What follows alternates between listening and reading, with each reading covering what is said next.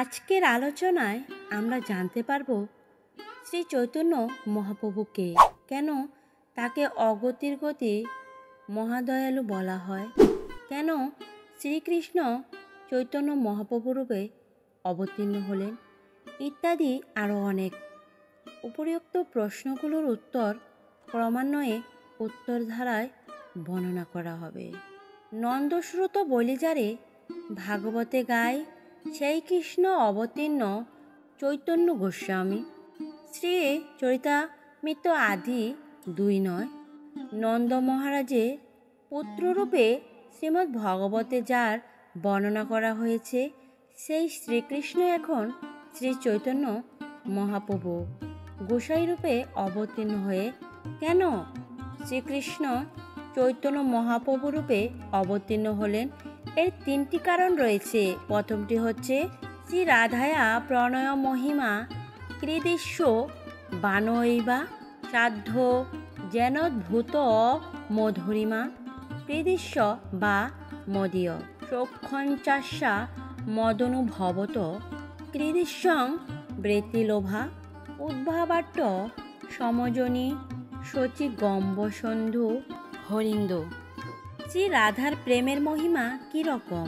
ওই প্রেমের ধারা শ্রী রাধা আমার যে অদ্ভুত মাধুর্য আচ্ছাদন করে, সেই মাধুর্যই বা কীরকম, এবং আমার মাধুর্য আস্বাদন করে শ্রী রাধা যে সুখ অনুভব করেন, সেই সুখই বা কী রকম, এই সমস্ত বিষয়ে জানার লোভ হওয়ায় স্বয়ং শ্রীকৃষ্ণ শ্রী রাধার ভাব ও ক্লান্তি গ্রহণ করে শ্রী চৈতন্য রূপে শচীমায়ের গর্ভসিন্ধুতে আবির্ভূত হয়েছেন। এই রাধারানীকে রাধিকা শ্রীকৃষ্ণের প্রণয়ের বিকার স্বরূপা। সুতরাং শ্রীমতী রাধারানী শ্রীকৃষ্ণের রুদ্রাণী আনন্দদায়িনী শক্তি। এই জন্য শ্রীমতী রাধারানী ও শ্রীকৃষ্ণ একাত্ম হলেও তারা অনাদিকাল থেকে গৌলোকে পৃথক দেহ ধারণ করে আছেন। এখন সেই 2 চিন্ময় দেহ পুনরায় একত্রে যুক্ত হয়ে শ্রীকৃষ্ণ চৈতন্য নামে প্রকট হয়েছেন। এই বর্ণনা থেকে বোঝা যাচ্ছে যে রাধারানী ও শ্রীকৃষ্ণ একই আত্মা, 2টি পৃথক দেহ ধারণ করেছেন। আবার এই 2টি পৃথক দেহ একত্রিত হয়ে শ্রী চৈতন্য রূপে কলিযুগে নবদ্বীপে অবতীর্ণ হয়েছেন। সুতরাং শ্রী চৈতন্য মহাপ্রভু রাধাকৃষ্ণের মিলিত অণু।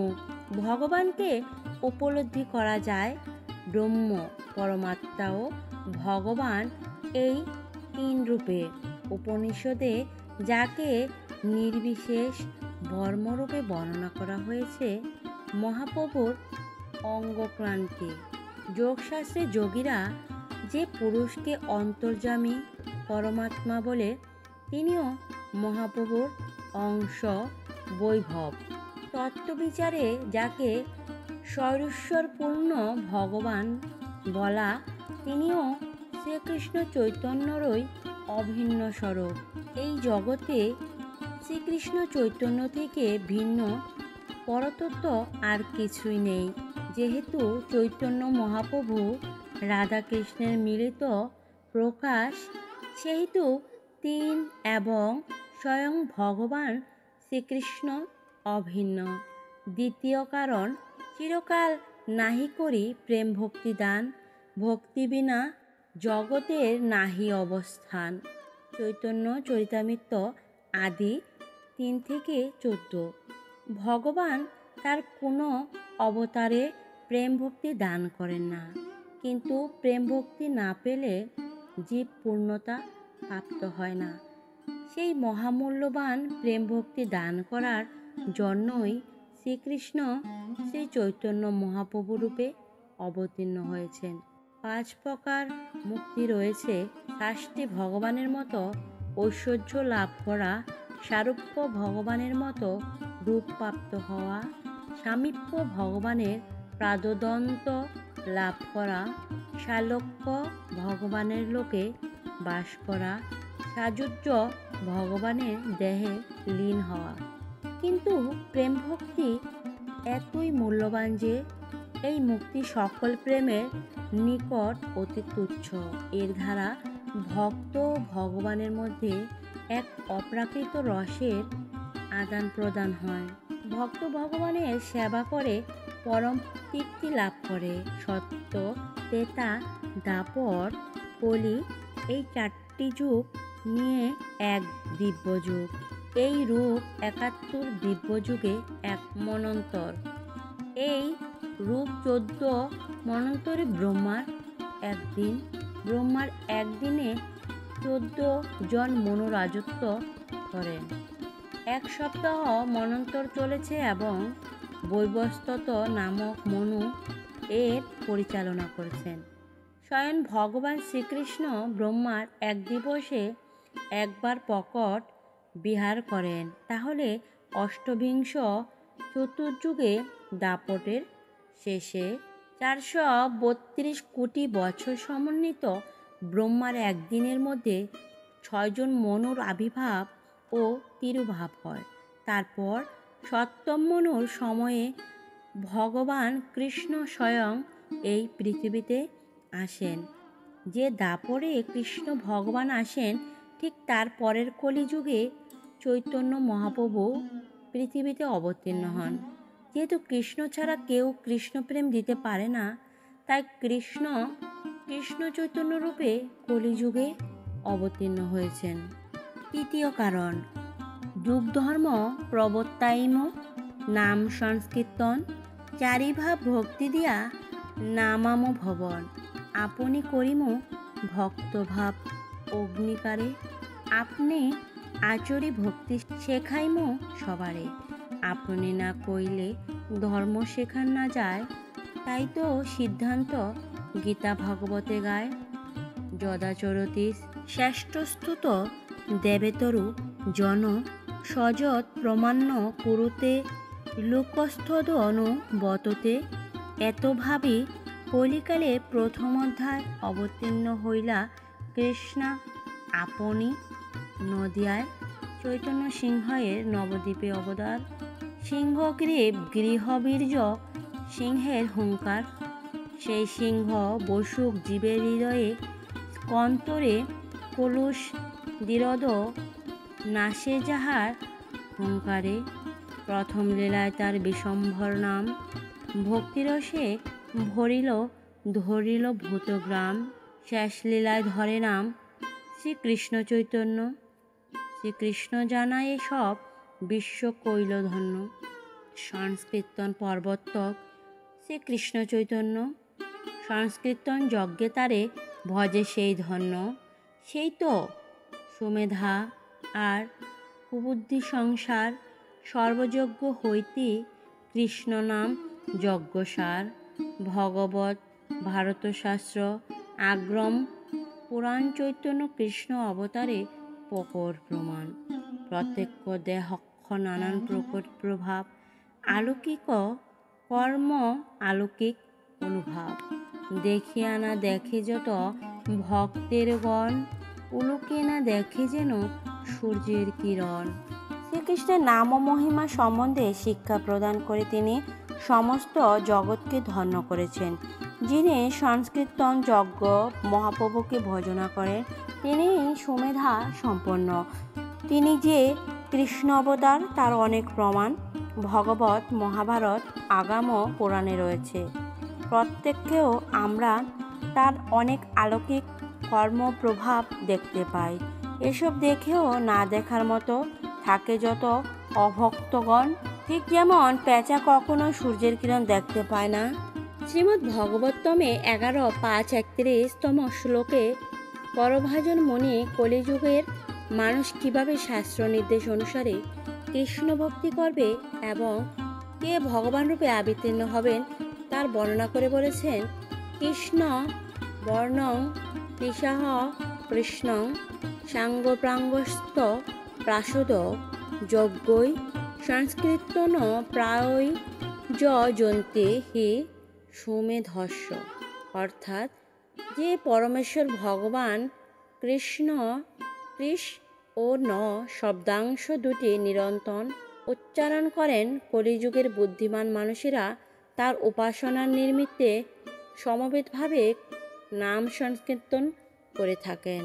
যদিও তার গাত্রবর্ণ কৃষ্ণ নয়, তবু তিনি কৃষ্ণ। তিনি সর্বদা তার পার্শ্বদ সেবক সংকীর্তন রূপ অস্ত্র ও ঘনিষ্ঠ সহচর পরিবৃত্ত থাকেন। শ্রী চৈতন্য মহাপ্রভু সর্বক্ষণ কৃষ্ণ নাম কীর্তন করেন। তার গায়ের রং গৌরবর্ণ। তিনি সর্বদা নিত্যানন্দ প্রভু, অদ্বৈত প্রভু, গদাধর প্রভু ও শ্রীবাস প্রভু প্রভৃতি পার্শ্বদ পরিবৃত্ত থাকেন।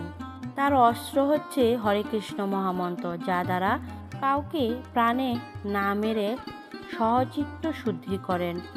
তিনি লুপ্তপ্রায় ভগবত ভক্তি পুনরায় প্রবর্তন করেছেন।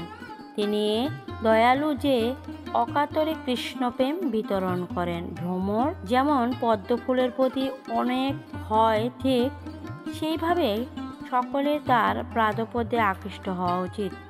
তিনি এতই দয়ালু যে অর্পিতচরি চিরাং করুণা ব্রতীর্ণ কল্লই সমপয়ী তুমুন্নতোজ্জ্বল রসাৎ স্বভক্তি শ্রেয় হরি পুরট সুন্দর দ্যুতি কদম্ব সন্দীপৃত সদা হৃদস্কন্তরে পুরতুব সচিরনন্দন।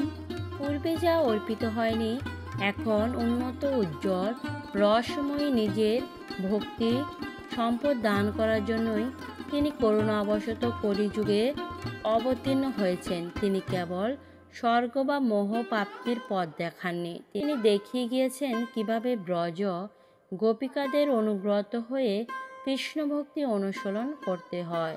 বেদেরও গোপ্য যে কৃষ্ণপ্রেম এবং ভক্তি মুক্তি যা কৃষ্ণ সাধককে দেন, কিন্তু নিজে বাধা পড়ে যাবেন বলে যে কৃষ্ণপ্রেম তিনি কাউকে দেন না, সেই কৃষ্ণপ্রেম মহাপ্রভু জীবের দ্বারে দ্বারে গিয়ে অকাতরে প্রদান করেছেন। শিব ব্রহ্ম আদি দেবতারা পর্যন্ত এই প্রেম সম্পদ প্রাপ্ত হওয়ার জন্য বাঞ্ছা করেন। তিনি কারো যোগ্যতা বিচার করেননি, কারো বর্ণ, জাতি, ধর্মশীল ইত্যাদি যাচাই করেননি। যারে দেখেছেন তারই কৃষ্ণপ্রেম প্রদান করেছেন। তিনি কাউকে কেবলমাত্র কৃপা দৃষ্টি নিক্ষেপ দ্বারা, কাউকে কেবল স্পর্শের দ্বারা, আবার কাউকে কৃষ্ণ উপদেশের দ্বারা এই অমূল্য সম্পদ দান করেছেন। কে বড় দাতা তা আমরা এইভাবে বিবেচনা করতে পারি যে তিনি কি বস্তু দিচ্ছেন এবং কাকে দিচ্ছেন। শ্রী চৈতন্য মহাপ্রভু এজন্যই সর্বশ্রেষ্ঠ দাতা, কেননা তিনি গোলকের প্রেমধর হরিনাম সংকীর্তন হরে কৃষ্ণ কৃষ্ণ কৃষ্ণ হরে হরে, হরে রাম রাম রাম হরে হরে, যা মহামূল্যবান, প্রকৃতপক্ষে যার মূল্য পর্যন্ত নির্ধারণ করা যায় না এবং যা প্রাপ্ত হলে জীবের আর কোনো বস্তু পাওয়ার প্রয়োজন হয় না। তিনি সেই সম্পদ জীবের দ্বারে দ্বারে গিয়ে ধনী গরিব দুঃখী সুখী জাতি বর্ণ নির্বিশেষে সকলকে প্রদান করেছেন। মেঘের পর্যন্ত সময় না হলে বৃষ্টি দেয় না, মাও না কান্না করলে সন্তানকে দুধ দেয় না। চন্দ্র সুধা বর্ধন করে, কিন্তু তা কেবল রাতে, দিনে নয়। কিন্তু শ্রী চৈতন্য মহাপ্রভু জীব না চাইলেও সকলকে ডেকে ডেকে পঞ্চম পুরুষার্থ কৃষ্ণপ্রেম দান করেছেন। তাই তিনি মহাবধান্য অবতার। লোচনদাস বলে গিয়েছেন, দেখো ওরে ভাই, ত্রিভুবনে নাই এমন দয়াল দাতা, পশু পাখি জুড়ে পাশানবী শুনে যায় গুণগাথা। শ্রী চৈতন্য মহাপ্রভুর দয়া যদি কেউ বিচার করে দেখেন, তবে তিনি সত্যি সত্যি চর্মকৃত হবেন। তিনি কেবল জীবের মঙ্গলের জন্যই সন্ন্যাস গ্রহণ করে ব্রজে সমস্ত ভারতবর্ষ জুড়ে কৃষ্ণ নাম প্রচার করেছেন। তাই প্রবোধানন্দ সরস্বতীপাদ বলেছেন, শ্রী নৃসিংহ রাম কৃষ্ণাদি মূর্তিতে রাক্ষস দৈত্যকুল বিনাশ কার্যই বা কি অধিক, কপিল আদি মূর্তিতে যোগ মার্গ প্রদর্শন বা কি অধিক, পুরুষাদি মূর্তিতে সৃষ্টি কার্যই বা কি অধিক, যাহা অন্য কোনো অবতারে প্রকটিত হয় না। এই কলিযুগে প্রেমোজ্জ্বল মহাভক্তিপদ পদশিকা সেই ভগবান শ্রীচৈতন্য মূর্তিতে আমরা বন্দনা করি। এমন পাষাণ ত্রিজগতে যিনি চৈতন্য মহাপ্রভুর দয়া বিচার করে দেখে মোটে কাঁদবে না ও ভূমিতে গড়াগড়ি দিবে না, তিনি হচ্ছেন পতিত পাবন। আমরা যারা পতিত তাদের উদ্ধার করার জন্যই তার অবতার। কে আর করিবে দয়া পতিত দেখিয়া, কে বা উঠিবে কাঁদিয়া। পাপী তাপী যত ছিল হরিনামে উদ্ধারিল, তার সাক্ষী জগাই মাধায়। যত পাপী তাপী ছিল সবাইকে তিনি হরিনাম দিয়ে উদ্ধার করেছেন এবং জগাই মাধায় তার জ্বলন্ত উদাহরণ।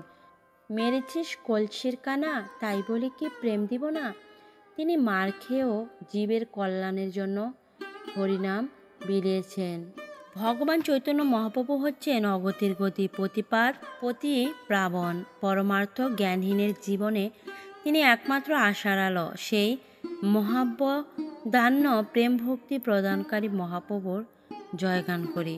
বিদ্রোহী চৈতন্য ভগবত শ্রী চৈতন্য চরিতামৃত প্রভাতী বাংলা শাস্ত্রগ্রন্থ সংগ্রহ যদি আমরা না পড়ি, তবে মহাপ্রভুর লীলা সম্বন্ধে, মহাপ্রভুর দয়া সম্বন্ধে, সনাতন ধর্মের মূল দর্শন সম্বন্ধে আমরা অজ্ঞই থেকে যাব।